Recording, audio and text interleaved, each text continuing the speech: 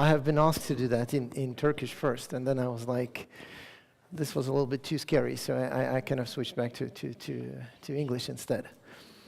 Today I want to talk to you about bad things we do in the projects and how to try to escape them, or you can also think of it as a way of trying to choose your next project. I mean, when you're just working as a for some kind of employer and you want to do another kind of projects, what should you look for? Or you work as a consultant and you're looking for your next project, all those kind of things. I want to talk about all those kind of things and help you to choose the next good, nice project. My name is Rustam. Well, this is me, and this is me on Twitter. So if you want to find me, discuss things, comment things, anything there, just you'll find me there. I'll give you some more information at the end of the talk with more of my contact information. So again, my name is Rustam. I work and live in Norway for a Norwegian consultancy company called Computas. I do a lot of different projects, but like many of the projects that I've been doing lately, last couple of 2-3 years maybe, this talk is kind of summarizing, or like, you know, I try to collect all those things I've seen here and there and just talk about that. I also were quite heavily involved in a Norwegian Java user group. We call ourselves JavaBin, instead of calling like NorweJug or something like that. And also, right now I'm leading the conference that we're organizing by JavaBin. It's called JavaZone. How many of you, have anyone seen that, heard about that? Seen our fake movie trailers? Yeah. Well, that's us. And well, the last thing is that I think, a year ago, I was nominated as I got the title of a Java champion as well. So this is very, very short about me. So let's talk about the projects and the bad things that we do. As I told you, I mean, lately for, well, probably last 2-3 years, I have been invited to do project reviews, software reviews. As a consultant, they hire me. They say, hey, look, we have this system. We want you to have a look at that system, and we want you to be able to tell us if it's modern enough, if the architecture is good, and if it can actually survive for another 5-10 years, or we should just kill it off and replace it with something else, and so on, so on, so on. And this is one kind of thing. The other thing is that when one company is trying to acquire another one, they want someone to check what they are actually acquiring, because like one company is saying, oh, well, like everything is super fantastic, and then you have the other guys who want to buy it, and then they kind of negotiate money and everything, and then they hire people to do some kind of evaluation of their systems and stuff. So this is kind of things that I've been looking into lately, and this is kind of the thing that I want to talk to you about. And when I mean big systems, it's usually more than 300,000 lines of code, which is quite a big system. I mean, it takes quite some. I mean, I worked as a developer and as a tech lead and this kind of on this kind of projects, which are like 400,000 lines of code and stuff. It takes like 20 minutes just to build it. Usually it's those kind of big systems. It's usually more than, I don't know, 15, 20 developers. And then you have put on top of that maybe like 10 years of development, right? And then you have this huge system, which is kind of doing all these kind of things, mix of legacy stuff, super modern stuff, mix of everything, and maybe there are even several systems, and you have to look into that kind of things.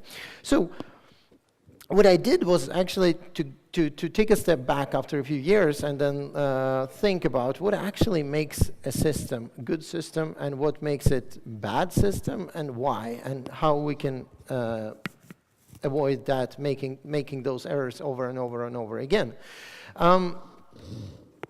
So I try to define this kind of nightmare of developer, or the opposite thing would be like a paradise, right? So I kind of try to identify some parts and some interesting things that will make the project better.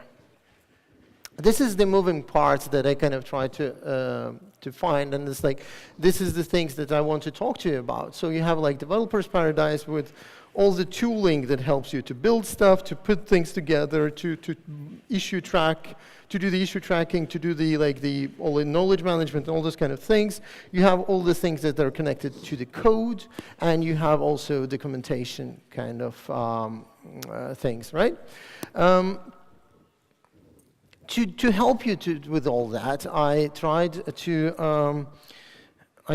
to create my little helpers, my own little helpers. It's this one. This is my fine, perfect art. And this one. Unicorn and like something scary, right? The zombie. Before we do that, we can actually take a little step back and say like, okay, you know what? We might sit in a project. How many of you sit in or have been sitting in a project that is like quite a nightmare? Oh, okay. I will not ask how many of you are sitting in it right now, probably, but most of us experience that kind of things, right? And usually it's like, oh, well, the tools are bad, and this is bad, and that is bad. And then I kind of tried to look into that, and I talked to some colleagues of mine, because, I mean, I started working a little bit later, maybe like 10 years later than that, the 90s. I tried to ask people that like a bit older than me, and I was like, look, can you tell me like the bad things that you have done in your projects and everything? So I kind of started looking at 90s first, just to see if there's actually tools or if it's something else. So the first thing you kind of noticed that the 90s is the age of beautiful waterfalls, right? And this is not this kind of waterfalls I'm really talking about, is the kind of the opposite of agile stuff, right? And in 90s, the people were doing kind of development, writing Java in text editors. And I don't mean by like IDEs and stuff. I actually mean text editors like Notepad and Vim and Emacs and stuff. They were also doing, well, that's kind of scary, right? And they were also doing stuff like to do the versioning. Virtual source save? Any bad memories? Okay, yes. I started working like 10 years later. I still have bad memories about that stuff, because that stuff was still live back then. And that one, CVS, that one kind of just was introduced in the early 90s. So again, bad things, right? Now we have like really cool versioning systems that help us with all this kind of stuff. Okay, let's talk about like how we compiled and built things, right? We didn't have, Maven came in early 2000s, 2004, and Ant even did not exist. It also came actually out in 2000. So back then we had to do some crazy stuff, right? We did this. We actually build up our own class paths in bat files, and then we would put like JavaX from command line, right? Right now, when you sit here and you just like think of it, it's kind of looks like an unthinkable thing, but I actually worked on the projects that were building. It was like a huge spaghetti thing, spaghetti monster of the projects, like of the files, building up that class path and like bat files calling each other with go-tos and everything. It was interesting. Issue tracking. Oh, issue tracking is a fun thing. Issue tracking. Okay. See, that even projector is getting scared of that thing. Well, that doesn't sound too scary, right? Let me help you with that. So you put everything in MS Access, which is like, well, local database and stuff, right? And then you put that thing on a shared folder, and like 10 people can open it and edit at the same time. How many bugs you actually create while reporting bugs? I don't know. It's like bad stuff. We don't have that anymore, right? So theoretically, in theory, everything should be fantastic and awesome now, right? we should actually be super happy about everything, and like we have like really good versioning systems, we have everything, and we have all this kind of stuff. But then this tweet happened.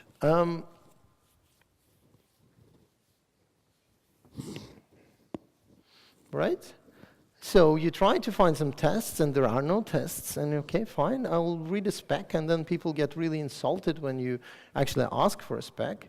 And then you try to write a fix, and then, well, a legacy code bug appears from the versioning control system and eats you. And this is what kind of happens, right? And I kind of worked on projects like that. This is not my tweet, but I totally can relate to that. So, back to moving parts, right? The moving parts of the whole thing is that we have a lot of different aspects that we really have to think about it. We have the code part, and we have the tools, and we have documentation and everything. And if you, maybe some of you might have noticed that it actually could be described as continuous something. I mean, continuous integration, deployment, delivery, all those kind of things, they actually have many aspects of the things that I'm talking about. And usually it's being sold to you as like solution for everything, and like you have to do it, all of it at the same time. It will be like a fantastic spaceship that will take you to another planet where everything's super cool. In reality, things are a little bit more different, and in reality, it might be a little bit hard of doing like all the way continuous deployment, continuous delivery, all this kind of crazy stuff at the same time. But we can still do some small things and have that as a target, right? So the moving parts, if you do all that and you kind of use it as a continuous something, there will be your paradise. And well, let's talk about development part. So the first thing I usually do when people ask me, like, can you review this project? Can you have a look at this project and this kind of things? I usually start with like simple, basic things, very basic things actually, like looking through the code, just like clicking around and looking at it. And I like when I talk about code quality, I start again with the most basic thing within code quality. That's like code standard. I was like, you know, guys, do you have a code standard in your project? Most of the cases they would say, yeah, we do, okay. And then you ask them like, okay guys, do you actually follow that? And then they get a bit nervous, because the thing is that like many projects, they probably have heard that you should have a code standard, but they actually don't possibly not follow it, or like people have different rules on different editors or different machines which are not centralized and following their own set of rules. And if everybody has their own set of rules, you don't really have a code standard. You have 15 of them. And when you put all that together, it gets really chaotic. And the reason is, the reason I'm talking about that is that the code is pretty much unreadable. And if you as a new person, new participant in a new team member, go get into the project and try to read the code and try to figure out what actually is going on, you will be not able to read that because it's just like dancing over all around the editor, and you cannot, there is no structure, there is no nothing, but it, well, it compiles. I mean, compiler is fine, but you as a human is not able to compile it.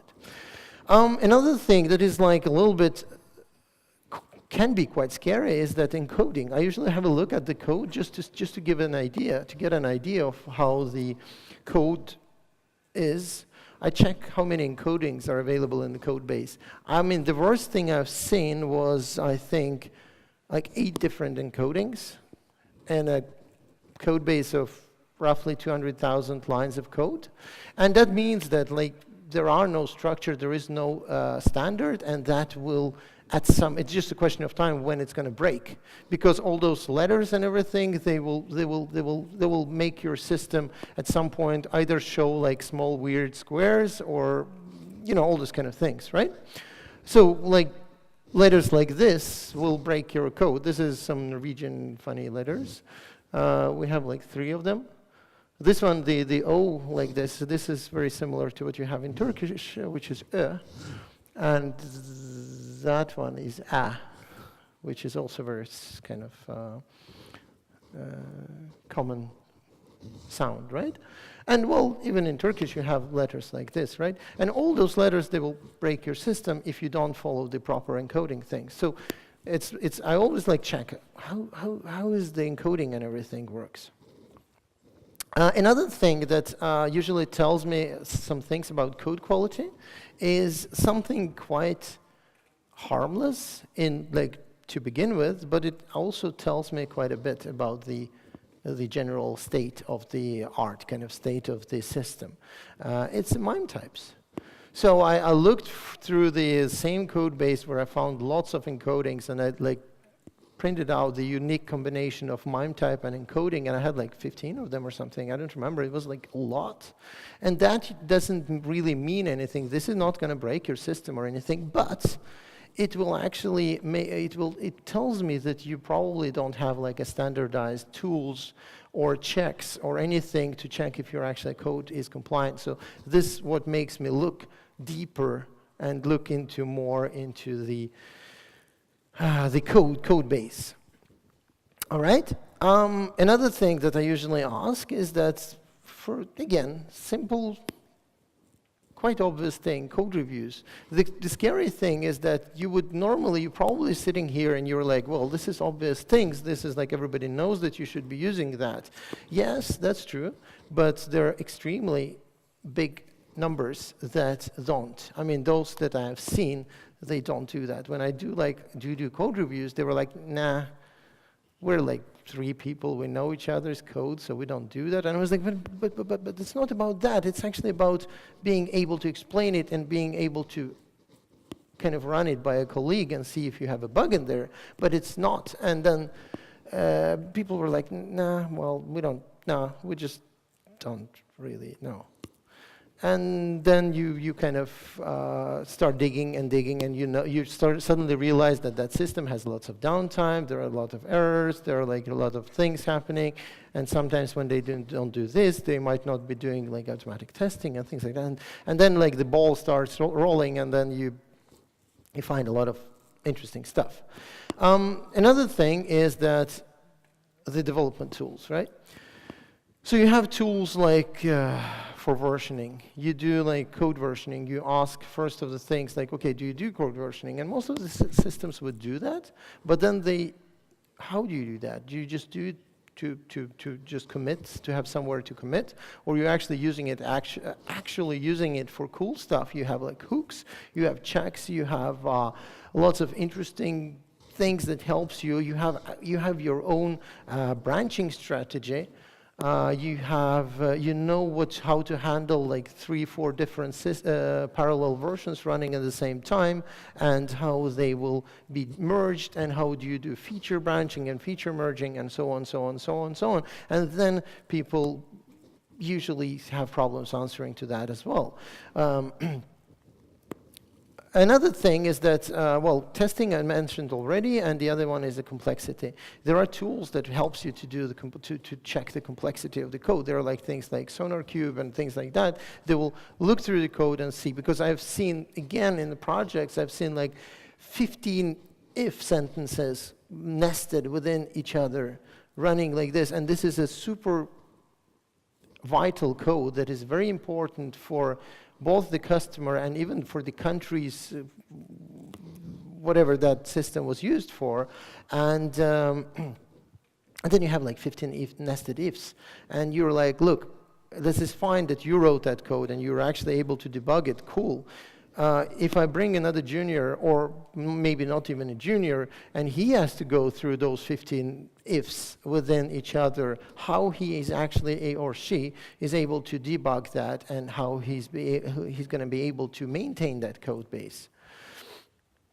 Again, just to prove you, just to have you some kind of, to show you some numbers, because I mean, again, it's very obvious things. We all know that we do that, we should do that, but well, we don't.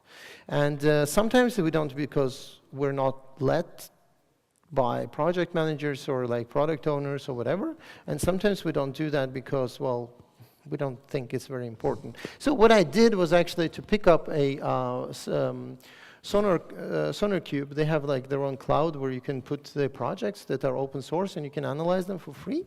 So I put them there. I searched for Java projects and I looked through the coverage, so tests for that code base. And well, if you ignore all those that are at 0%, because they're probably doing some kind of other measuring thing, which is fine.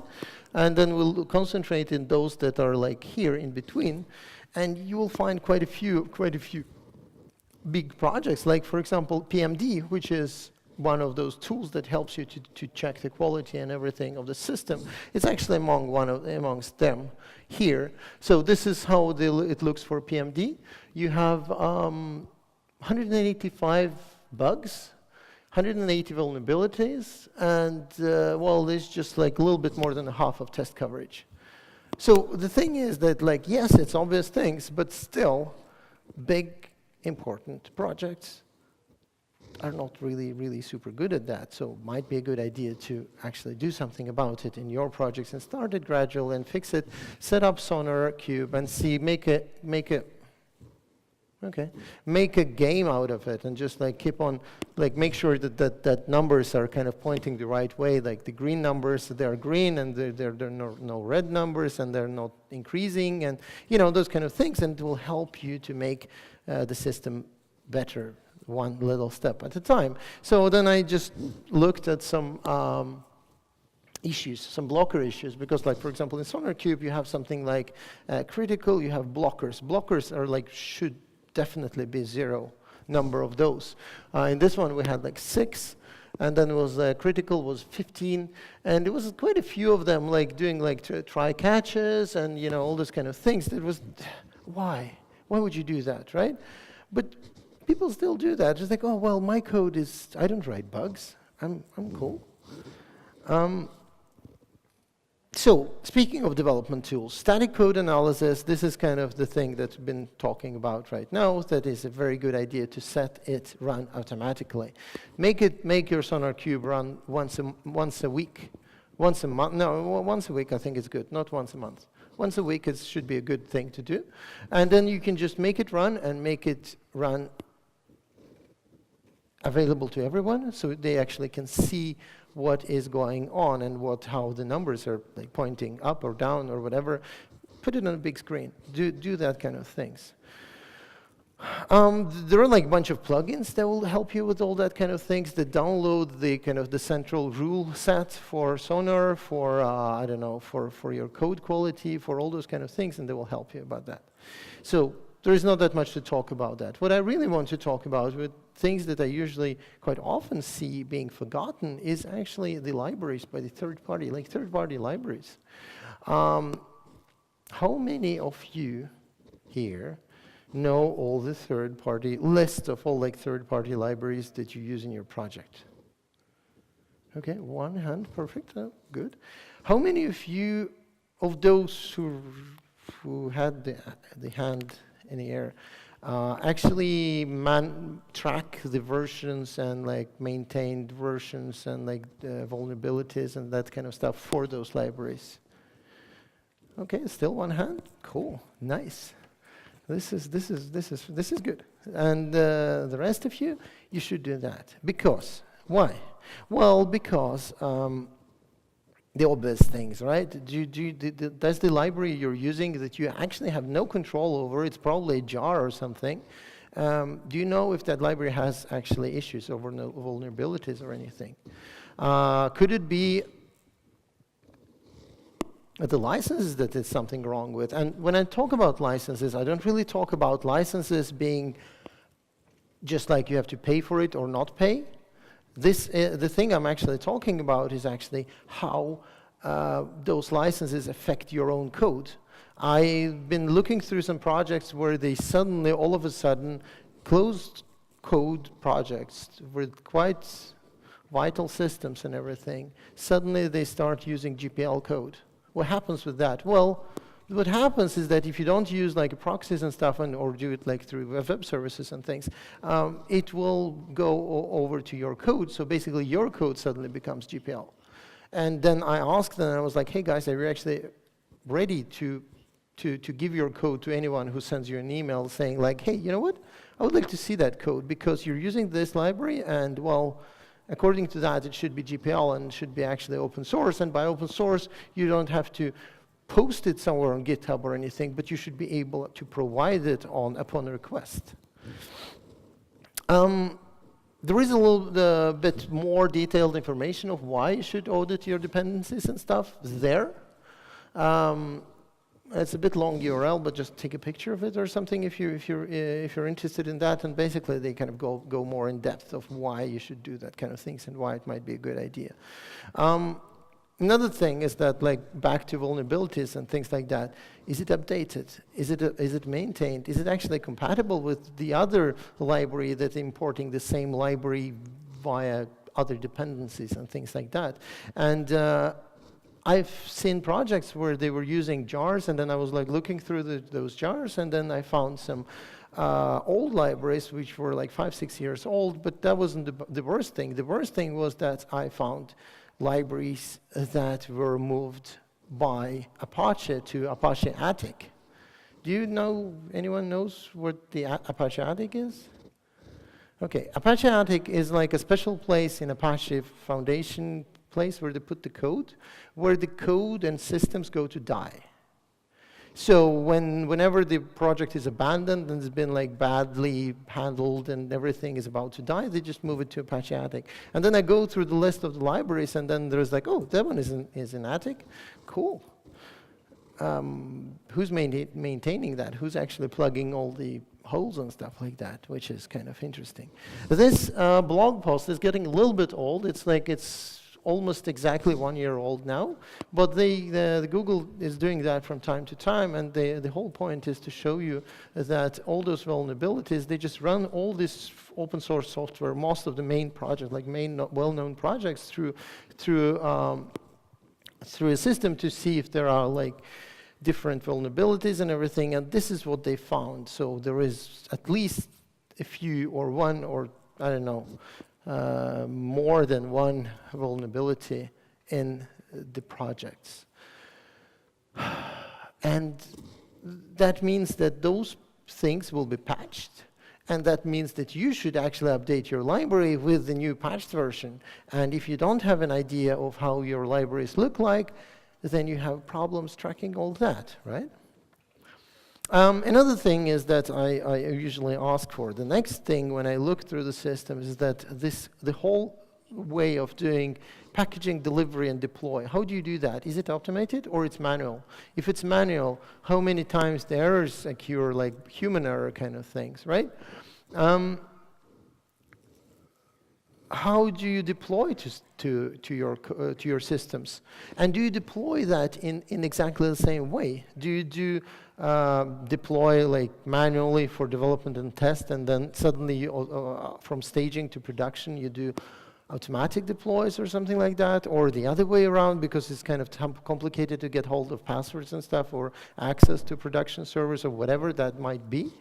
If you do all that, then if you postpone doing the automatic deploy thing, you're actually postponing the process of finding bugs. Because if you start doing something automatically just for staging, then you will not see all the bugs of the deploy process until you get to staging, which will be quite late, which kind of sucks. And then you also have lots of tools that will help you with this kind of stuff, but there are some good tools, there are some bad tools, but well, choose your poison. But the thing is, you should use some tools to help you with that.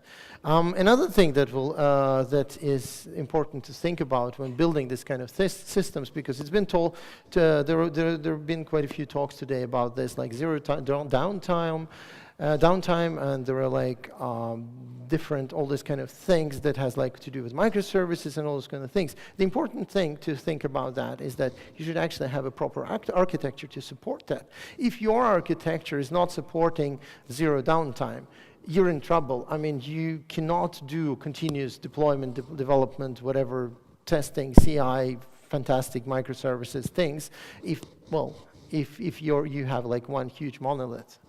So that's another thing to think about, right? So, yeah, well, first question, can you actually support continuous deploy? Can you do like load balancing, whatever, take one down, upgrade, you do up to A/B testing and all those kind of things? How your application architecture looks. I mean, do you have like actually different packages that will let you build them in parallel, test them differently, and so on and so on. And even though it's a big enterprise system that might look like a monolith, even that, do you separate actually those into sub-modules and actually help them to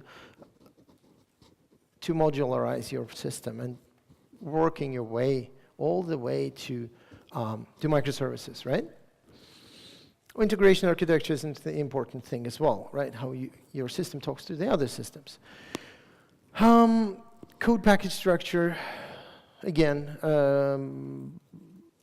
quite important thing. You can cut down your build time, for example, if you, for example, using Maven, that using threads and everything, and if you don't have any code package structure, it will take 20 minutes to build. But if you have like different threads and you have different packages there, the Maven will actually try to split them up and try to build them in parallel, which will cut down the time. And I've seen that. I've seen that when the Maven introduced several like multi-thread builds things, that build time actually been cut by what, like 25%, like 1/4 of the time.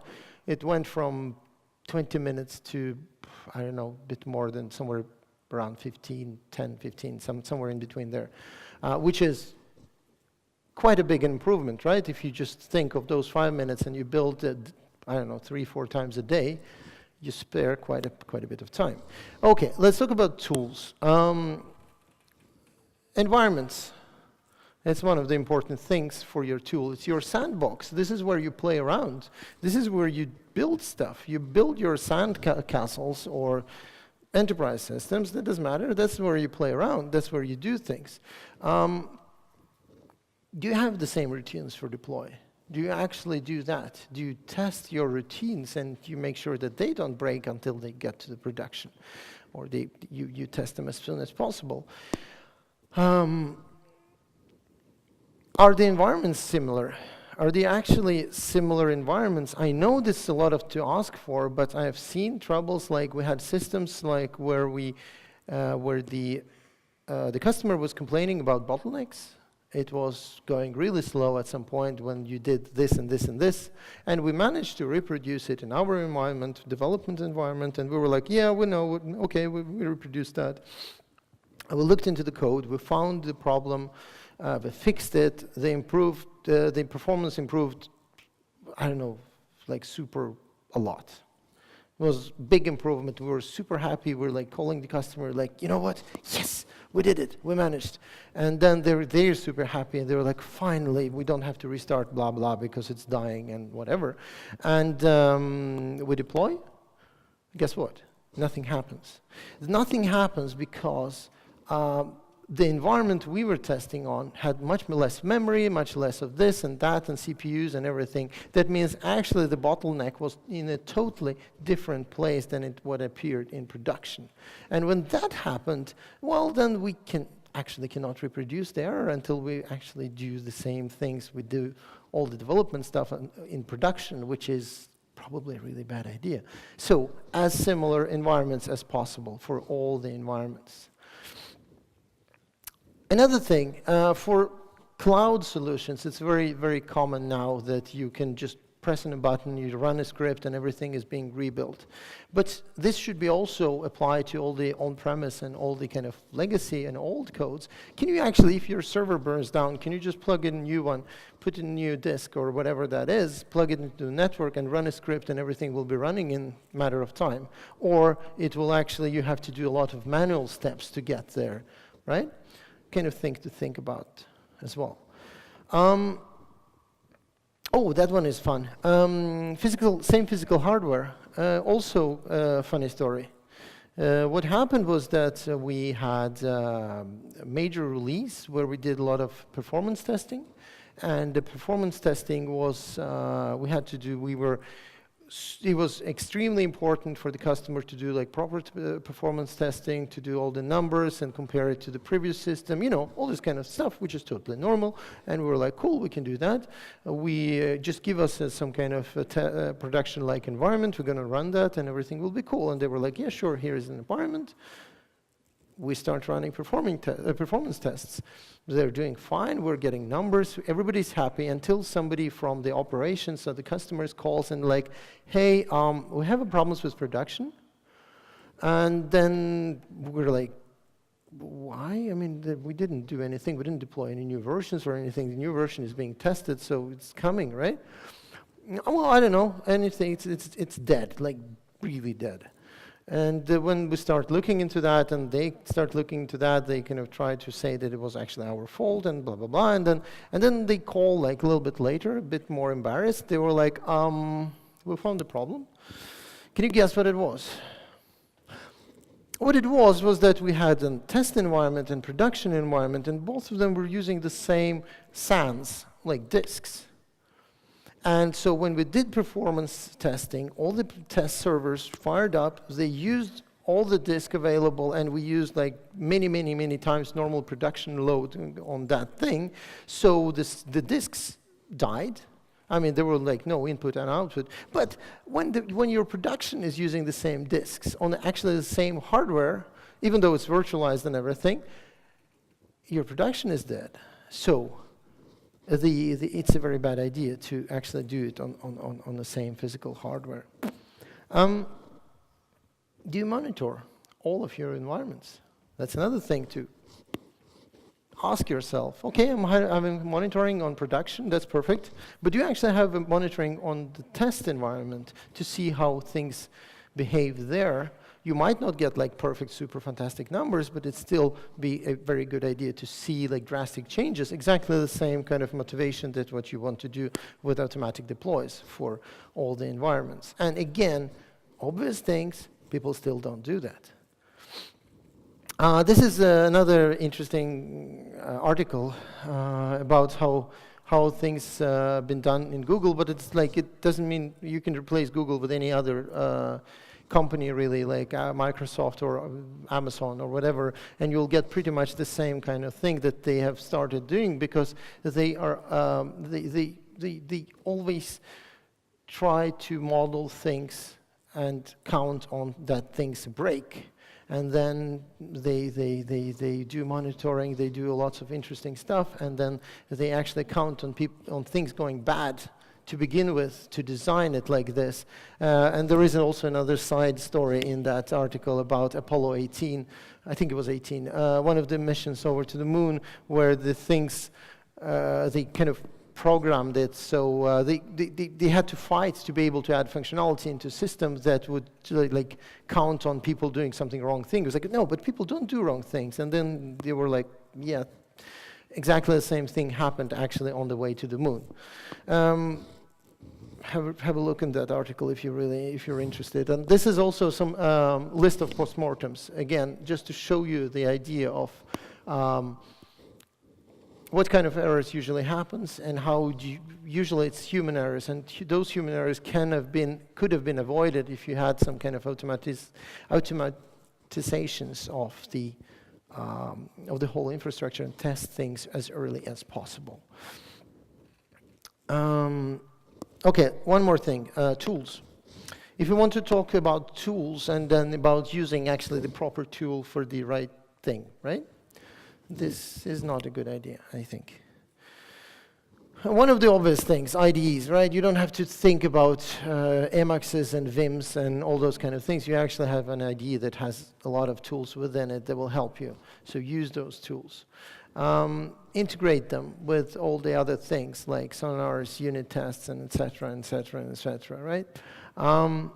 Do like checks at commits. That's the thing that we talked about briefly earlier. When you're using your versioning system, are you actually using it for stuff, or you're just using it just to store your code? Build tools. You should have automated tests on all levels, like unit tests, integration tests, and all the other tests on all levels. Do run them, because if you do it manually, you will probably fail at some point. You'll probably forget to test something at one point. You'll probably consider it's not important, and not worth spending on your time on testing that part because you changed something else and just, well, you know what happens, right? The famous last words, this is not going to be affected. Choose your tools. I'm not going to tell you what to choose. Just choose something. Choose what fits you well, what fits well for your project and what your company is using. But just choose something. And again, choose your build tools. Again, exactly the same thing. Choose whatever you want. If you really want to, like, if you're really not sure what to use that diagram. It's more fun than actually truth in it, but I like it. It's like you get to Maven and then you're like, what is this? And then, or, well, the point is use whatever you want, but just use it. I have seen projects running Ant, which is not considered to be like super cool or super fantastic thing anymore, but I've seen people running Ant in an amazing way. They had like full continuous delivery, deploy, whatever, in Ant, in like fantastic user interface from the command line that they developed and everything, and it was still beautiful to look at. Last thing I want to talk about is the documentation. The documentation is also kind of thing that is being usually forgotten, and there are things like you have like where you share all the knowledge, where you have like some kind of wiki. Like normally it's a wiki, Confluence, SharePoint, whatever, anything that you can use to share, to document stuff, to write things down, and to put it there so the others can find it, can edit it, and can work together, right? Because I worked on a project, and I go there and I ask them all the questions that we've been like I told you about, and then I got to the collaboration tools, and I was like, "Do you have any collaboration tools?" They were like, "Yeah." I was like, "Oh, fantastic!" And they was like, "Which one?" And they were like, "You know what? We have two." Can you imagine what happens when you have two collaboration tools? Can you guess which one is getting updated? No? Well, the correct answer is neither. Because when you have two, you're like, oh, maybe I should find it there. Oh, I don't find it. Oh, I'll do it there. Oh, no, I couldn't find it. Well, I'll do it later. Fine. And then nothing happens. So, collaboration tool, one. Here, quantity does not count. It's not good. Issue tracking, where you put all your bugs. Also, it's the same kind of thing, same kind of story. And then I was like, also, I asked the same guys, and then they were like, yes, we do. And I was like, okay, cool. Which one? And they were like, can you guess what they said? Well, they have two. And then I was like, okay, fine. How do you actually sync between those two? And they were like, well, we have a guy. Can you imagine being that guy or girl or a person doing that? Like manually syncing bugs between two different backtracking systems. Dream job, right? How many times you actually do errors, do things wrong? But then I started complaining about that to a colleague of mine, and I was like, look, oh my God, you know. And she was like, that's not that bad. I've seen the system. We work on a system with three bug tracking systems. Same bug, 3 times. Nice, right? Then you have a same person syncing all those 3 systems manually. Okay. So when we just put all those things together, and those things, again, quite obvious things, right? They're quite things that many of us actually know.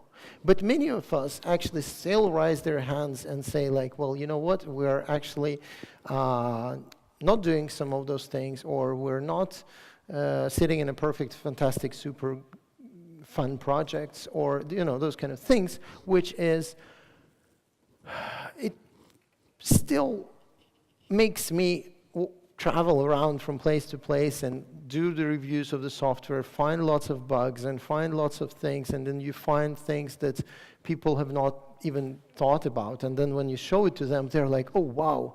And well, like for example, say for instance, SonarQube, right?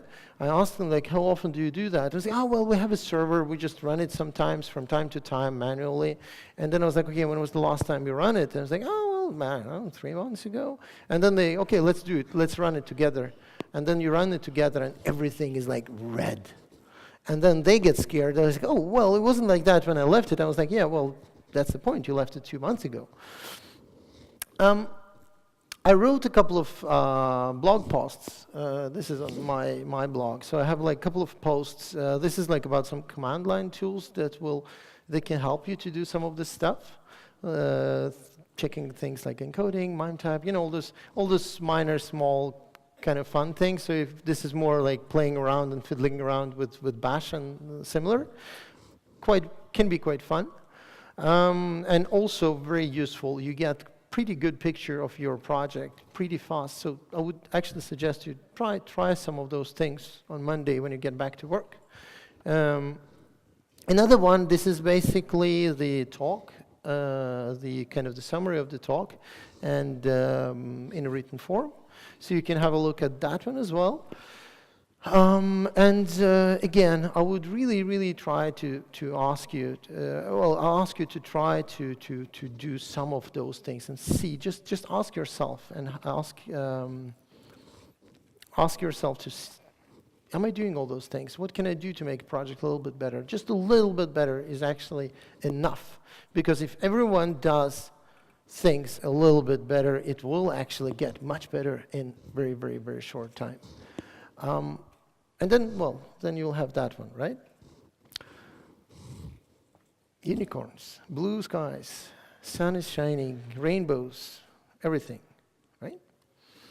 So, this is me. This is, I would love to talk to you guys, and if you have any questions, we can do questions right now or outside at the discussion zone. And this is my contact information. If you want, you can tweet, send me emails, whatever, anything. Yeah. Are there any questions? Should we try to see if there are any questions on the app? I guess it should appear here very much soon. Yes. Okay, let's start from the top. How much time do you have for a question? Okay, we have 5 minutes, and then we can do the rest outside then. Okay, in the current project I'm leading, we have modern tools, Jira, GitHub, GitLab, Jenkins, etc., and modern standards. How can I assure this project won't become a developer's nightmare after 5 more years? I think, well, I mean, it's a good question.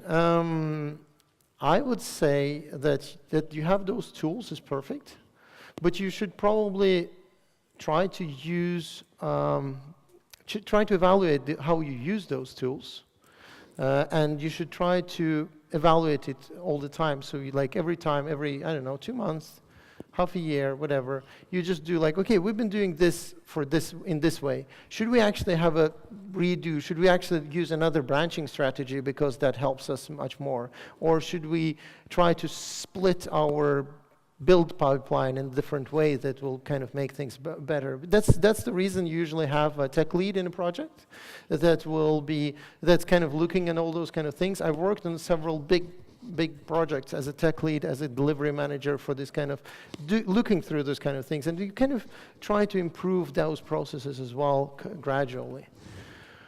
Next. What should we do in our code reviews? We usually do introduce some new features or fix some bugs, not cleaning code. In code reviews, I mean, you can do it in different ways. You can do it in like face-to-face. And if you do like distributed things and maybe you don't really want to do like face-to-face things, you can also use tools for that, right? This is one thing. And the other thing is that you should actually try, I mean, what works for me, it's very dependent on the personality and everything. And what works for me is actually talk through the code. That's why you have those rubber ducks, right?